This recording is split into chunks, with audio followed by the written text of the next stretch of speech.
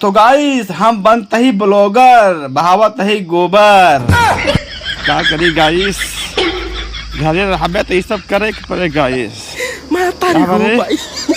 कि गांव देहात में अगर जे रह कि गोबर न बहायस वो जान ले बेकार है।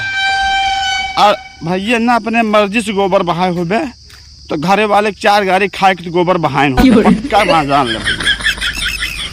अब भैया हम देखा लग जाते ही महतारी बाप के ओरा है करे परे ना है तो यह गोबर भाई महतारी बाप मोड़े पे लाद के लगते न तो जो गांव वाले देखे वाले देखते न कहा तन बतावा 4 लड़कियां आ रहे महतारी बाप गोबर बहावा। क्या बात है सर, क्या बात तो भैया हो ये सब मद्देनजर रखते हुए सुबह सुबह एक बड़ी लाइक खेते में बहाई दे गोबर भैया बहाई देवा करा एक दिन शर्मावा करा कि भैया हम खेत में जाता है गोबर बहावा। जितना गांव देहात में नहीं होगा भैया गोबर पक्का बहा रहा ठीक है।